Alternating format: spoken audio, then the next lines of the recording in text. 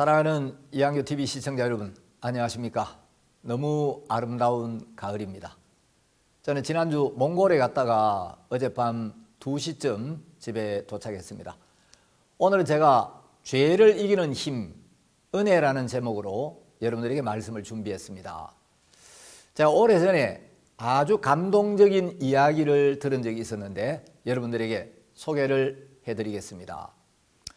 옛날 미국 캘리포니아주 샌프란시스코 근처에 있는 어떤 마을에 아주 사랑스럽고 귀여운 쌍둥이 아들을 둔 부모가 있었습니다. 쌍둥이로 태어났기에 형의 이름은 토마스라고 지었습니다. 이 토마스라는 이름의 뜻은 쌍둥이라는 뜻이죠. 그리고 동생의 이름은 빅터였습니다. 그런데 뜻하지 않은 재난으로 부모님이 한날 한시에 모두 세상을 떠나고 말았습니다. 하루아침에 부모님을 잃고 천의 고아가 되어버린 이 쌍둥이 형제는 그야말로 사고 무친의 고아가 되어서 황량하고 거친 세상에 남겨지게 되었습니다. 부모님이 그리워 날이면 날마다 울고 울며 풍찬 노수라는 신세가 되었습니다.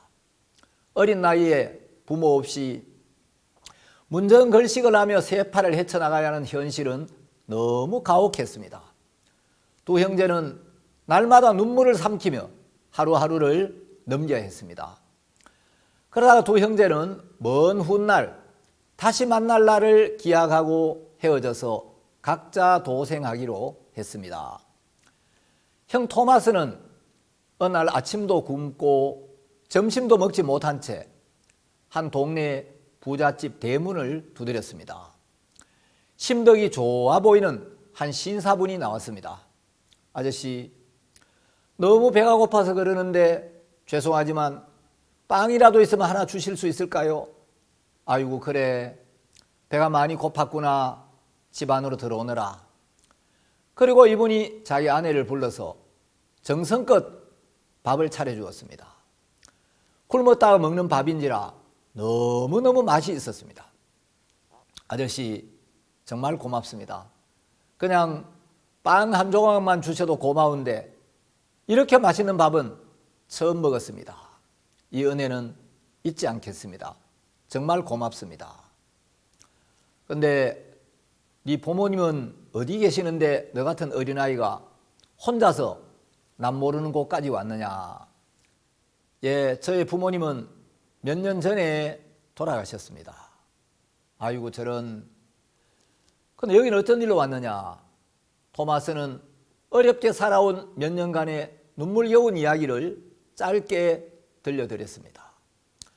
토마스 이야기를 들어보니 참 행복한 부모 밑에서 바르고 예쁘게 자란 아이였고 아이답지 않게 예의도 바르고 말도 기특하게 하는 거예요.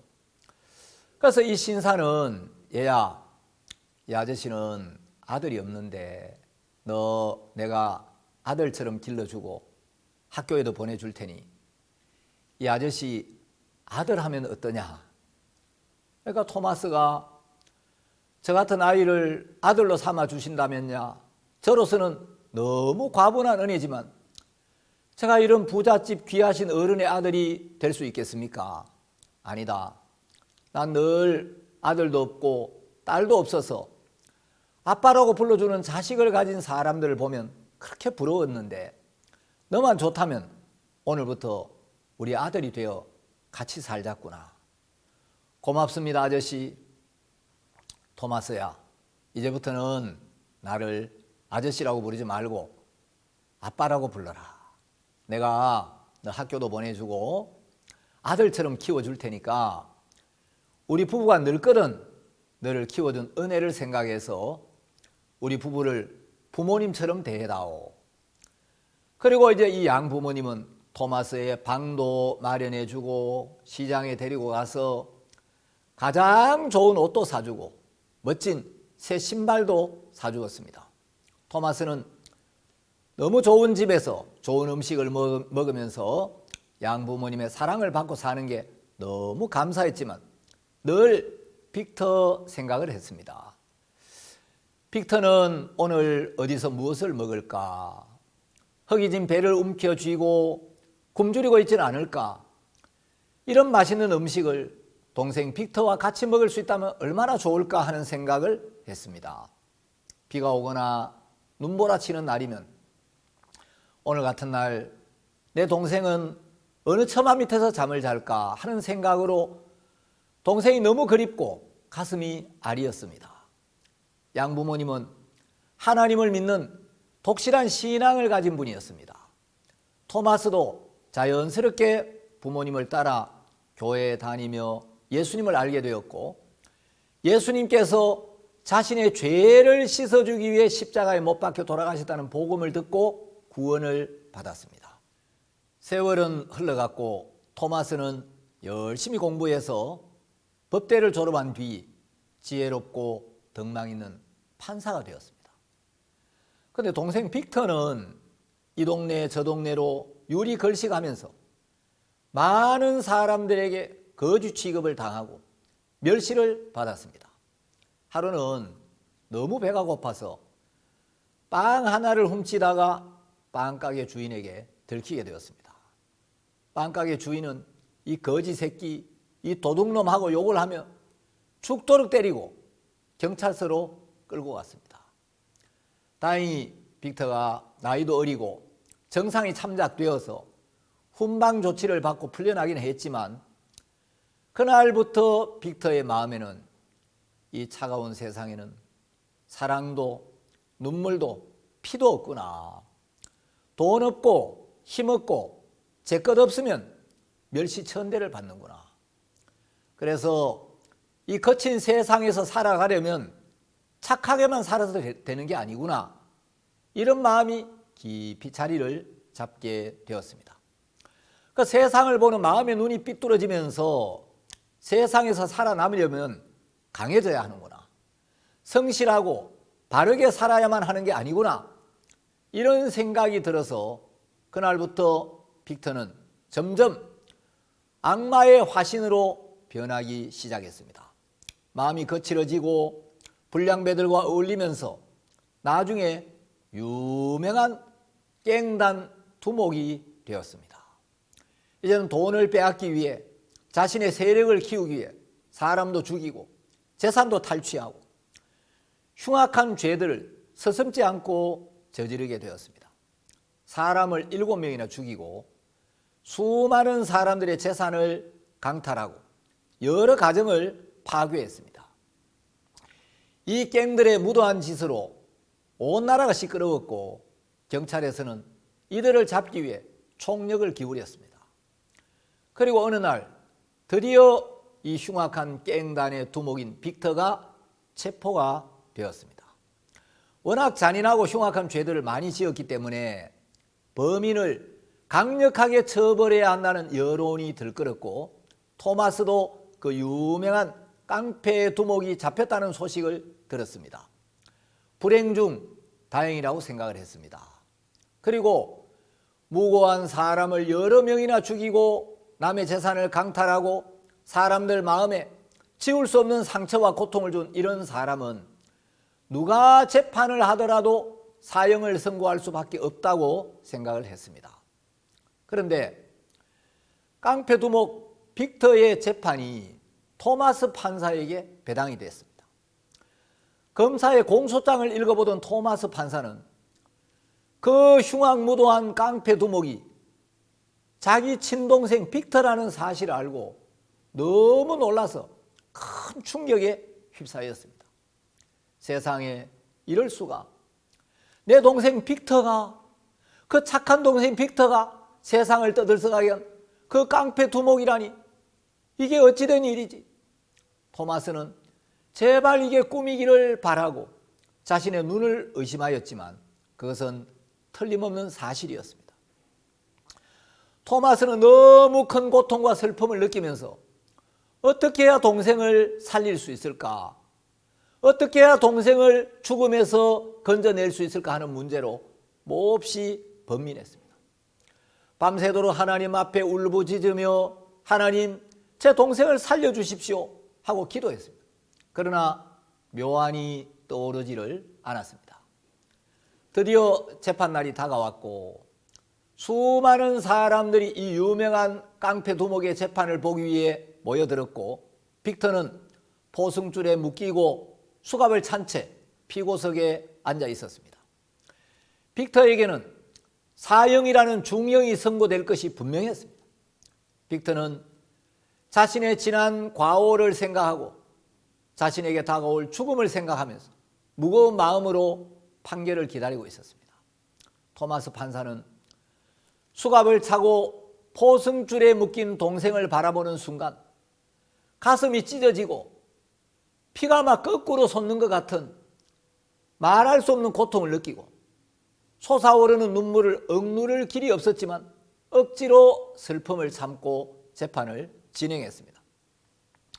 검사의 기소가 있었고 예상대로 검사는 여러 사람의 생명을 박탈한 잔혹한 범죄를 저지른 빅터 씨는 다른 사람들의 생명과 안전을 보호하기 위해 이 사회로부터 영원히 격리를 시키는 것이 마땅하다고 생각되므로 극형이 불가피하다고 사료됩니다 하고 판사에게 사형을 구형했습니다. 이제 토마스 판사의 인정신문이 시작되었습니다. 당신이 빅터 씨가 맞습니까? 태어난 곳이 샌프란시스코 근처 그 마을이 맞습니까? 생년월일이 언제가 맞습니까? 이제 빅터가 사실임이 확인되자 검사의 모두 진술과 사실 심리가 시작되었습니다. 빅터 씨는 검찰에서 이야기한 모든 공소 사실을 인정합니까? 네, 인정합니다. 피해자분들께 너무 죄송합니다. 저는 마땅히 죽어야 할 죄인이고 정말 용서받을 수 없는 죄를 지었습니다. 그러나 용서를 빕니다. 판사가 그러면 3일 후에 선고하겠습니다. 토마스 판사는 울컥 솟아오르는 눈물을 참느라 애를 쓰며 서둘러 퇴장했습니다. 그리고 자신의 집무실로 가서 문을 걸어 잠근 채 울고 또 울었습니다. 참았던 울음이 봇물 터지듯이 터져 나왔습니다. 그리고 빅터는 교도소에 수감되었습니다. 비록 판사의 동생이기는 하지만 법에 따른 공의를 세워야 했기 때문에 법을 집행하는 판사는 죄인에게는 마땅히 죄값을 치르게 해야 했습니다. 그래서 동생이지만 법정 최고형을 선고하지 않을 수가 없었습니다. 그러나 형으로서 혈육이라고는 하나밖에 없는 너무나 사랑하고 그리웠던 동생에게 사형 선고를 내리는 일은 가슴이 갈기갈기 찢어지는 일이었습니다. 그날은 토마스의 인생에서 가장 괴롭고 슬픈 날이었습니다. 동생이 무슨 죄를 지었어도 토마스에게는 여전히 사랑하는 동생이었습니다. 토마스는 동생이 불쌍해서 견딜 수가 없었습니다. 동생을 살릴 수도 없고 죽일 수도 없었던 형 토마스는 그날 밤새도록 울고 또 울며 동생을 살릴 수 있는 은혜를 입혀달라고 하나님 앞에 울부짖었습니다. 그런데 토마스의 마음에 퍼뜩 동생을 살릴 수 있는 지혜가 하나 탁 떠오르는 거예요. 아, 이렇게 하면 내 동생 빅터를 구할 수 있겠구나. 이렇게 하면 빅터를 살릴 수 있겠다. 그러면서 토마스의 마음이 차분해지고 평안해졌습니다. 3일 후 토마스 판사는 동생 빅터에게 사형을 선고했습니다. 동생은 어깨를 들썩이며 하염없이 흐느껴 울었습니다. 그리고 교도소로 이감이 되어서 독방에 수감이 되었습니다. 그 다음 날 토마스 판사는 머리를 아주 짧게 깎고 빅터가 수감되어 있는 교도소로 찾아갔습니다. 그리고 교도관에게 내가 사형 선고를 내린 그 빅터 씨와 혼자 따로 좀 할 이야기가 있습니다 하고 면담을 신청했습니다. 이 불쌍한 죄수 빅터는 지난 인생에 대한 후회와 죽음에 대한 두려움에 사로잡혀 있었습니다. 토마스 판사가 감옥 문을 열고 들어가서 빅터에게 말했습니다. 이봐요, 빅터 씨. 당신이 얼마나 잘못된 삶을 살았는지, 당신이 지은 죄가 얼마나 많은 사람들에게 큰 고통과 피해를 주었는지 알고 있습니까? 예, 판사님. 죽을 죄를 지었습니다. 저는 죽어 마땅한 죄인입니다. 죄송합니다. 당신은 진심으로 당신의 잘못을 깨닫고 뉘우쳤습니까? 네, 재판장님. 지난 날이 너무 후회스럽지만 저 때문에 목숨을 잃고 고통을 겪었던 분들에게 어떻게 용서를 구해야 할지, 그 죄값을 어떻게 갚아야 할지 모르겠습니다. 당신이 진정으로 뉘우쳤다면 당신이 사형을 면하고 살 수 있는 길이 있어요. 그래서 내가 찾아왔어요. 판사님, 정말입니까? 저는 이제 죽음만 기다리고 있는데 저를 불쌍히 여겨주십시오. 목숨만 살려주신다면 다시는 지난 날처럼 살지 않겠습니다. 지은 죄값을 갚기 위해 새로운 삶을 살겠습니다. 나는 당신을 살려주고 싶습니다. 지금부터 내가 시키는 대로만 하면 당신이 살 수 있습니다. 내가 시키는 대로 할 수 있겠습니까? 예, 살려주신다면요, 무슨 일이든지 하겠습니다. 그럼 지금부터 내가 시키는 일이 이해가 안 가도 이유는 묻지 말고 그대로 하세요. 당신이 입고 있는 그 옷을 벗고 내가 벗어주는 이 옷으로 바꾸어 입으세요. 두 사람은 쌍둥이였고 판사가 머리를 짧게 깎고 찾아갔기 때문에 빅터는 영락없이 판사처럼 보였고 토마스 판사는 죄인 빅터처럼 보였습니다. 토마스가 이야기했습니다. 당신의 옷 포켓에는 얼마의 돈이 있습니다. 당신 밖으로 나가서 당신의 삶의 터전을 마련할 때까지 얼마 동안 쓸 수는 있을 겁니다. 그리고 여기 한 통의 편지가 들어있는데 지금부터 일주일 안에는 절대 이 편지를 보아서는 안 됩니다. 이건 내가 빅터 씨를 살려주는 대신 빅터 씨가 꼭 지켜주겠다고 약속을 해야 합니다. 약속하겠습니까? 일주일 후에는 이 편지를 봐도 됩니다. 예, 판사님. 그건 제가 꼭 지키겠다고 맹세하겠습니다. 그러면 이제 당신이 내 옷을 입고 이 교도소 밖으로 나가면 교도소 모든 사람들은 당신을 판사인 나인 줄 알 겁니다. 교도관들이 말을 건네면 아무 대답도 하지 말고 그냥 목례만 하고 나가세요. 그러면 당신은 자유의 몸이 됩니다. 자, 이제 바로 나가세요. 빅터는 이해가 안 갔지만 판사가 시키는 대로 감방 밖으로 나갔습니다. 교도관들은 토마스 판사가 면담을 마치고 나오는 줄 알고 아무도 의심하지 않았습니다. 동생이 밖으로 나와서 보니까 주머니에 꽤 많은 돈이 들어있는 거예요. 빅터는 새 옷을 한 벌 사서 옷을 갈아입고 며칠을 보내고 있었습니다.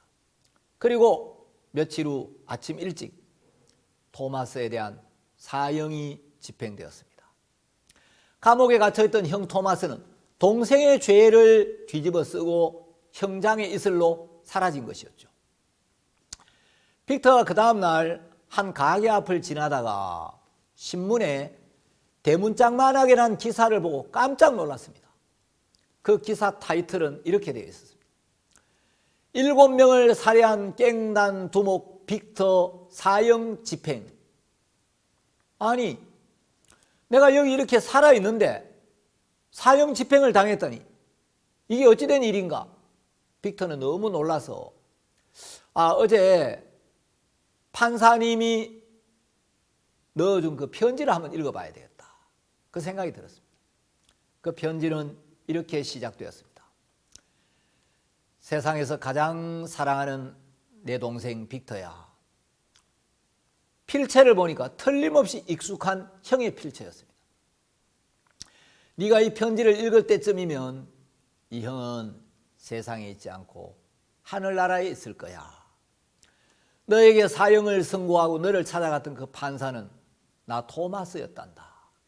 나는 너와 헤어진 뒤로 좋은 양부모님을 만나고 그분의 양아들이 되었고 법대를 졸업하고 판사가 되었어. 그런데 어느 날 온 세상을 떠들썩하게 했던 그 깽단 두목이 체포되었다는 소식을 듣게 되었어. 그리고 그 사건 재판이 나한테 넘어왔지. 검사의 공소장을 읽어 내려가다가 세상에 그 유명한 깽단 두목이 바로 너였다는 사실을 알고는 하늘이 무너지는 것 같았어.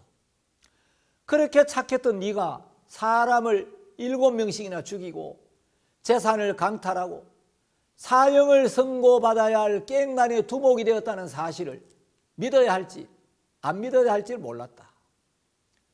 나는 그날 너무 큰 충격과 엄청난 슬픔을 억누를 수 없었단다. 사랑하는 빅터야, 나는 네 죄를 대신 지고 네가 입었던 옷을 입고 너 대신 죽는다. 내가 네 대신 네 죄의 벌을 받고 마침 내가 네 사건의 재판을 맡게 되어서 너 대신 죽어서 너를 살릴 수 있게 되었으니 이건 정말 하나님의 놀라운 은혜라고 믿는다.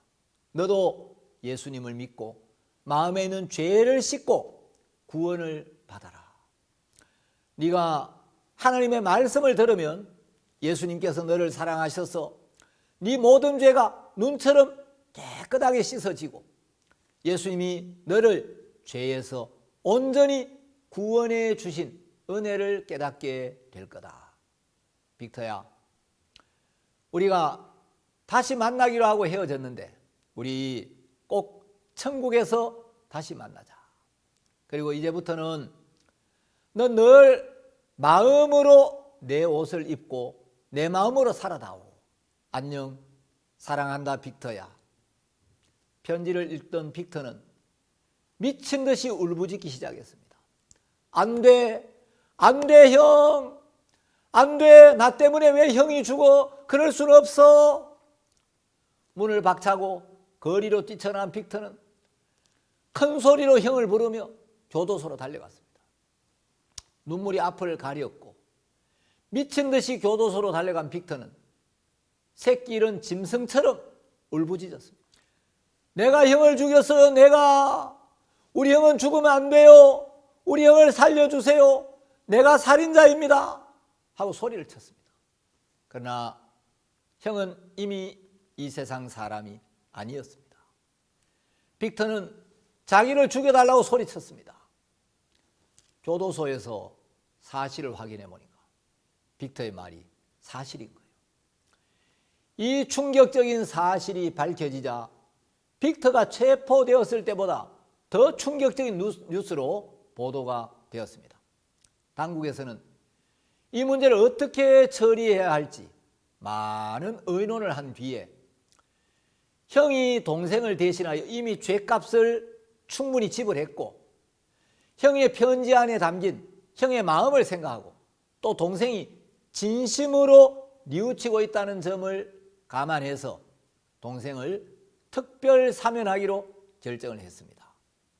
만일 빅터를 사형에 처한다면 그것은 빅터를 위해 죽은 형 토마스의 죽음을 헛되이 만드는 것이기 때문이었죠. 동생을 사랑하여 동생의 생명을 구하기 위하여 자기 생명을 버린 형의 거룩한 죽음을 헛되이 만들 수는 없었습니다. 이제 빅터에게는 자유와 새 생명이 주어졌고 빅터는 형의 은혜를 생각하며 자주 눈물을 흘렸습니다. 형의 편지를 보면서 너무 감사했습니다. 그리고 빅터는 그 후로 이전과 전혀 다른 새로운 삶을 살게 되었습니다. 여러분, 복음이 이런 것입니다. 형은 동생의 모든 죄를 뒤집어 쓰고 자신의 옷을 벗어 동생에게 입혀주었지요. 그 동생의 죄를 대신 지고 죽을 수밖에 없는 동생을 살리기 위해 자신을 죽음에 내어주었습니다. 그건 동생을 향한 조건 없는 사랑 때문이었습니다. 법이 요구하는 공의를 만족시키고 또 동생을 구해내기 위해서는 토마스가 동생의 죄를 뒤집어 쓰고 빅터의 죄값을 지불해야 했습니다. 그런데 동생이 자기 죄값을 치르면 동생이 죽어야만 했습니다. 동생을 살리기 위해서는 형 토마스가 동생의 죄를 대신 짊어지고 토마스가 그 죄값을 치르는 길 외에는 다른 방법이 없었습니다.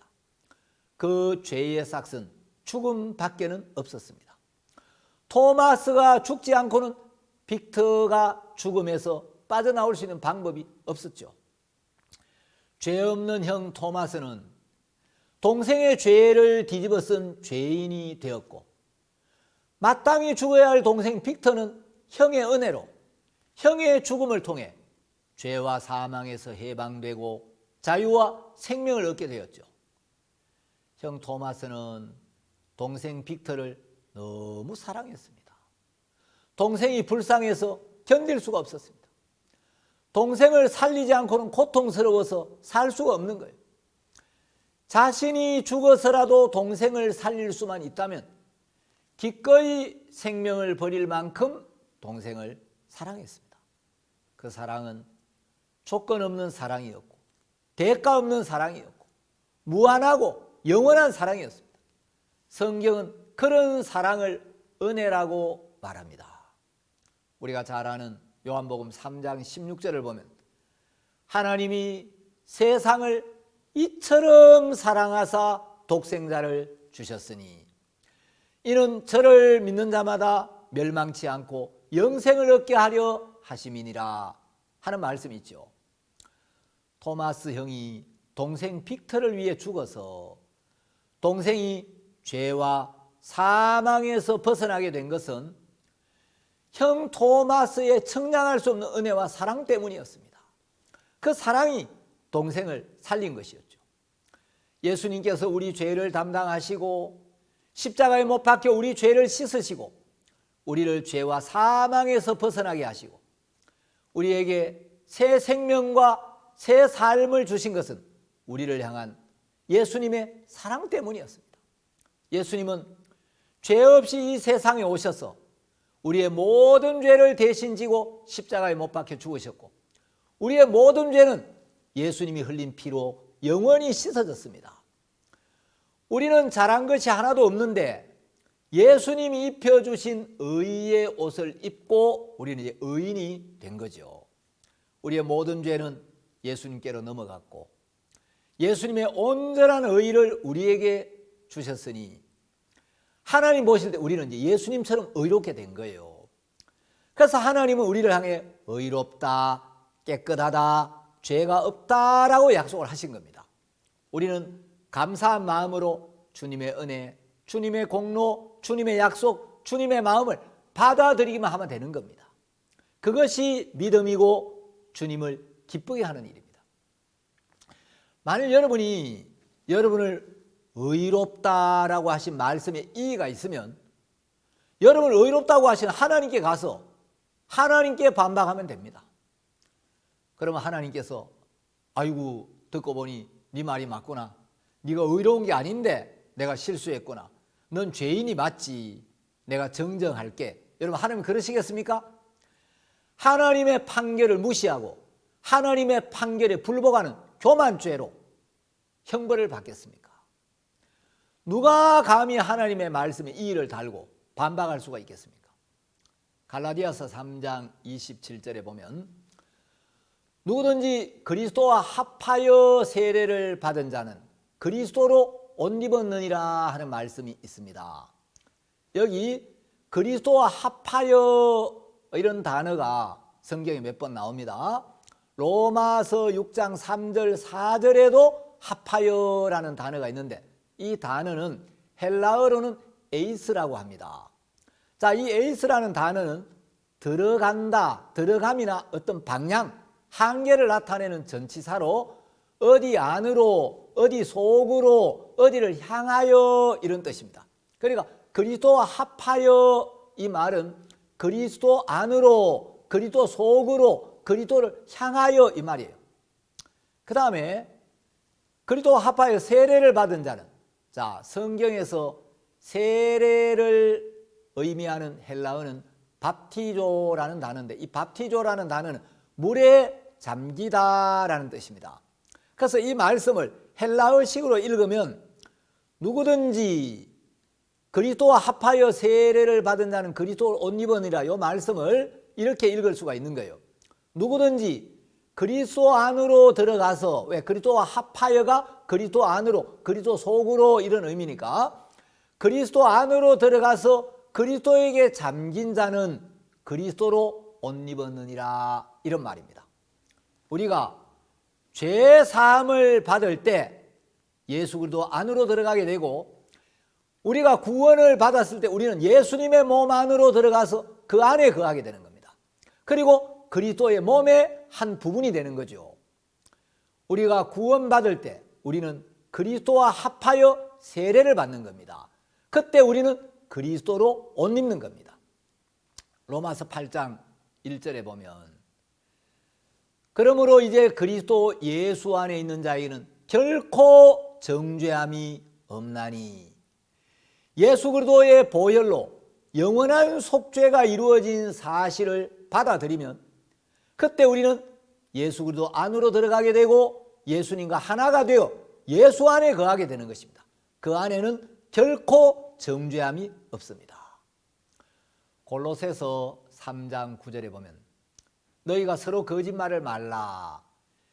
옛사람과 그 행위를 벗어버리고 새 사람을 입었으니 이는 자기를 창조하신 자의 형상을 조차 지식에까지 새롭게 하심을 받는 자니라, 이런 말씀이 있습니다. 빅터가 형과 옷을 바꾸어 입고 형의 은혜로 죄와 죽음에서 벗어나 형의 편지를 통해 형의 은혜와 사랑을 만났을 때처럼, 성경은 우리가 죄에서 구원받았을 때 이미 새 사람을 입었다라고 말합니다. 여러분, 우리가 읽는 이 성경은 바로 토마스가 동생 빅터에게 쓴 편지와 같습니다. 그래서 여러분, 신약 성경을 읽어보면 신약 성경은 이 서신서라는 게 있죠. 그 서신서들에 보면 성경 첫머리에 편지하노니 이런 표현들이 많이 나옵니다. 자, 뭐 로마서, 고린도 전후서, 갈라디아서, 빌립보서, 골로새서, 뭐 히브리서, 이 신약 성경에 서자가 많이 붙어 있는데, 신약 성경 끝에 붙은 이 서, 요건 서신. 그래서 신약 성경에 서신서가 많다. 자, 서자가 붙은 이 성경들은 편지 형식으로 하나님이 우리에게 보내신 말씀이라는 거죠. 여러분, 토마스가 동생 빅터에게 보낸 그 편지 안에는 형이 죽어서라도 동생을 살리려는 형의 간절하고 뜨거운 사랑이 들어있었죠. 그 사랑, 그 은혜는 영원히 잊을 수 없는 사랑과 영원히 잊을 수 없는 은혜죠. 그 사랑은 조건 없는 사랑이고 무한한 사랑이고 영원한 사랑이었습니다. 빅터가 죽었어야 하는데 토마스 형이 동생의 죄를 대신 지고 그 죄값을 대신 치러서 이제 동생을 살린 거죠. 토마스는 동생의 죄를 뒤집어 쓰고 동생이 받아야 할 죄의 벌을 대신 받았습니다. 우리가 성경을 읽으면 우리는 성경 안에서 그 주님의 엄청난 은혜와 무한한 사랑을 만나게 되는 거죠.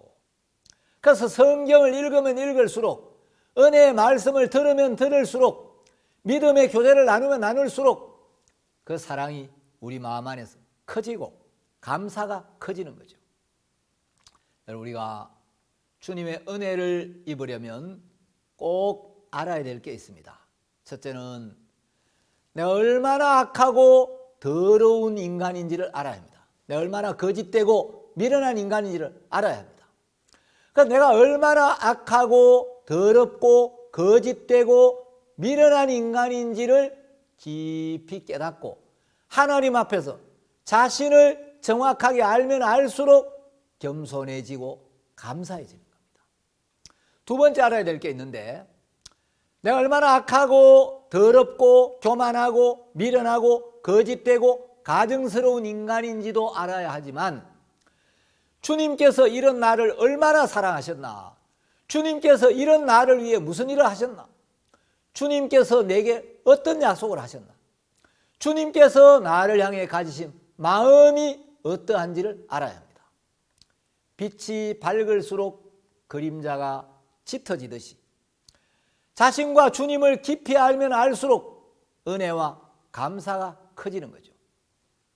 이 복음을 마음으로 받아들이지 못하고 인간적인 생각으로 판단하는 사람들은 이 복음에 대해서 그 사람들은 모든 죄를 사함받았기 때문에 이제 무슨 죄를 지어도 죄가 안 된다고 주장해. 그래서 그 사람들은 죄를 마음대로 지어도 괜찮고 성화를 부정해. 이런 식으로 비난합니다. 여러분, 주님께서 우리에게 베푸신 은혜는 값없는 은혜이지 값싼 은혜가 아닙니다. 이 은혜는 너무 큰 은혜여서 받는 사람은 공짜로 받지만 이 구원을 주시는 하나님 편에서는 엄청난 대가와 희생이 지불된 겁니다. 그 하나님의 넘치는 사랑과 무한한 은혜를 생각하면 죄를 막 짓게 되고 아무렇게나 살게 되는 게 아닙니다. 골로새서 1장 6절에도 보면 참으로 하나님의 은혜를 깨달은 날부터 이런 말씀이 있습니다. 갚을 수 없고 잊을 수 없는 은혜를 입은 사람은 여러분 그 은혜를 입혀주신 분하고 마음이 가까워지겠습니까? 멀어지겠습니까? 은혜를 입은 사람 마음에 은혜를 베풀어 주신 분에 대한 감사가 자리 잡겠습니까? 은혜를 베푸신 분을 저버리고 배은망덕한 길로 가겠습니까? 정상적인 사람이라면 정말 자기가 어떤 인간인지를 알고 그런 자신을 위하여 십자가에 못 박혀 죽으신 예수님의 은혜와 사랑을 제대로 마음으로 발견한 사람이라면 죄사함을 받은 후에 죄를 막 짓겠습니까? 한없는 은혜를 베풀어 주신 주님과 가까워지겠습니까? 존 뉴턴 목사님이 지은 찬송에 보면 나 같은 죄인 살리신 주 은혜 놀라와 잃었던 생명 찾았고 광명을 얻었네. 큰 죄악에서 건지신 주 은혜 고마워. 나 처음 믿은 그 시간 귀하고 귀하다. 이런 가사가 있죠. 여러분, 우리는 죄로 말미암아 심판을 받고 영원한 지옥 불못에 떨어질 수밖에 없는 죄인이었습니다. 그런 우리를 위해 예수 그리스도께서 십자가에 못 박혀 죽으시고 그 귀한 피를 흘려주셨습니다. 그 은혜로 모든 죄를 사함받고 새 생명을 얻었고 하나님과 화목하게 되고 하늘나라 시민권을 얻고 하나님의 자녀가 되고 예수님과 하나가 되는 이 놀라운 은혜를 입게 된 사람이 이제 죄를 막 지어도 되겠구나, 마음대로 살아도 되겠구나, 여러분 그런 마음을 가지게 되겠습니까? 아니면 나를 살려주신 하나님의 은혜와 사랑에 감사해서 주님과 함께하고 주님을 따르고 싶겠습니까? 참으로 하나님의 은혜를 깨달은 사람은 우리를 위해 십자가를 지신 그리스도의 사랑을 마음으로 맛보게 되면 그 은혜가 주님을 따르고 섬기게 하면 그 사랑이 모든 시련과 어려움을 이기게 해주는 겁니다. 주님의 은혜와 사랑을 깊이 발견하게 되면 저절로 복음을 전하고 싶고 복음을 위해 자신을 드리고 싶고 주님을 위해 살고 싶어지는 겁니다. 그 은혜와 사랑의 힘이 죄를 이기게 하고 죄와 멀어지게 해주는 겁니다. 죄를 이기는 힘은 우리의 각오와 의지에 있는 것이 아니라 은혜의 능력에 있습니다. 여러분은 죄사함 받기 전에 별로 죄를 안 짓다가 죄사함 받고 나서 죄를 더 짓게 되었습니까? 아니면 죄사함 받은 후에 오히려 죄와 멀어지고 주님과 가까워졌습니까? 우리가 구원받은 후에 밝은 삶을 사는 것은 우리의 각오나 노력 때문이 아닙니다. 여러분, 거듭나기 전에 율법의 행위 아래 있을 때 우리가 바르게 살려고, 선하게 살려고, 깨끗하게 살려고, 진실하게 살려고 얼마나 각오가 노력해봤습니까? 근데 그 모든 건 실패였지 않았습니까? 여러분, 우리가 구원을 받고 밝은 삶을 사는 것은 우리의 각오나 노력으로 되어지는 게 아니라 예수님과의 관계 때문입니다. 여러분이 주님과 가까우면 자연스럽게 죄악된 삶과 멀어지게 됩니다. 로마서 13장 14절에 보면 오직 주 예수 그리스도로 옷 입고 정욕을 위하여 육신의 일을 도모하지 말라, 이런 말씀인데, 이 말씀은 율법이 아닙니다. 그리스도로 옷 입은 사람들에게는 그 옷 입혀 주심의 감사가 육신의 일을 도모하지 않고 영을 쫓아 살도록 만들어주는 동력이 되어주는 겁니다. 이 은혜를 마음으로 맛보지 않은 사람들은, 그 사람들은 모든 죄를 사함받았기 때문에 한 번 죄사함을 받고 나면 무슨 죄를 지어도 괜찮고 회개할 필요가 없다는 위험한 교리를 가르친다, 이렇게 비방하기도 합니다. 사람들은 왜 그런 거짓말을 만들어내는지, 그런 말을 들으면 정말 가슴이 아픕니다. 여러분, 저는 거듭나기 전에는 죄의 종으로 살았습니다. 저 정말 바르게 살려고, 진실하게 살려고, 깨끗하게 살려고 많이 노력해 봤습니다. 각오도 많이 해봤습니다. 제가 구원받기 전에 참 좋아했던 시가 윤동주 시인의 서시였습니다. 하늘을 우러러 한 점 부끄럼이 없기를, 잎새에는 바람에도 나는 괴로워하였다.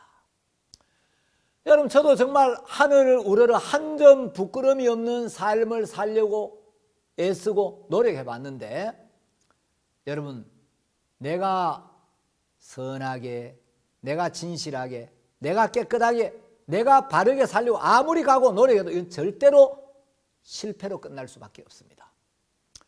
저도 바르게 살고 싶었지만 구원받기 전에 정말 저는 하나님 앞에 부끄럽게 살았습니다. 그러나 놀라운 하나님의 은혜와 무한한 사랑을 맛본 후로는 주님께서 제 삶을 이끌어 주셨습니다. 저는 때때로 넘어지기도 하고 흔들리기도 하고 저는 실수할 때가 있었지만 하나님은 신실하게 저를 이끌어 주셨습니다. 제가 실수를 하지 않거나 허물이 없는 건 아니었지만 저는 이 복음이 너무 귀하고 이 복음을 전해주는 교회와 종들이 너무 귀해서 직장도 버리고 이 복음을 전하며 살았고, 복음 때문에 때로는 핍박도 받고 어려움도 있었지만 지금도 저는 복음을 위해 일하고 있습니다.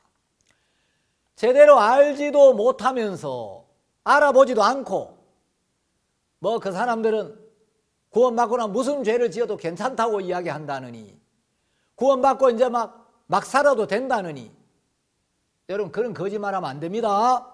그런 사람들은 사탄의 종들입니다. 복음의 진리를 제대로 모르고 그저 남을 정죄하고 비방하기 좋아하는 사람들은 하나님 앞에서 얼마나 무서운 심판을 받게 될지 깊이 생각하고 통렬한 회개가 있기를 바랍니다. 말씀에 비추어진 자기 모습도 모르고 구원의 은혜가 어떤 것인지 마음으로 맛본 적이 없는 사람들이 참된 복음을 전하는 하나님의 종들과 교회를 함부로 비방하고 터무니없이 헐뜯고 제대로 알아보지도 않고 회개를 안 한다느니, 죄의 자백을 부인한다느니, 죄 사함을 받고 나면 무슨 죄를 지어도 괜찮다고 한다느니 하면서 비방하는 사람들이 있는데, 한 사람 한 사람 제가 다 말할 수도 없고 말해도 듣질 않아서 이 자리를 빌어서 경고합니다. 다시는 그런 거짓되고 터무니없는 비방을 삼가주기 바랍니다. 시청자 여러분, 멸망으로 인도하는 문은 크고 그 길이 넓어 그리로 들어가는 자가 많고, 생명으로 인도하는 문은 좁고 길이 협착하여 찾는 이가 적다고 주님께서 말씀하셨습니다. 마태복음 7장의 이 말씀대로라면 한국에도 교회는 많지만 여러분 구원받지 못하고 지옥 가는 사람들이 훨씬 더 많습니다. 주님과 가깝고 말씀과 가깝고 참된 교회와 마음이 가까운 여러분이 되셔서 주님을 기쁘시게 하고 여러분 마음에 감사가 넘치는 삶을 사시게 되기를 바랍니다. 오늘 말씀은 여기까지 드리겠습니다. 여러분 공감하시는 분들은 구독 신청도 해주시고 또 이한규TV를 많은 분들에게 퍼날라서 정말 많은 사람들이 참된 하나님의 은혜와 사랑 안에 거하면서 이 복음을 위해 일할 수 있게 되기를 바랍니다. 감사합니다.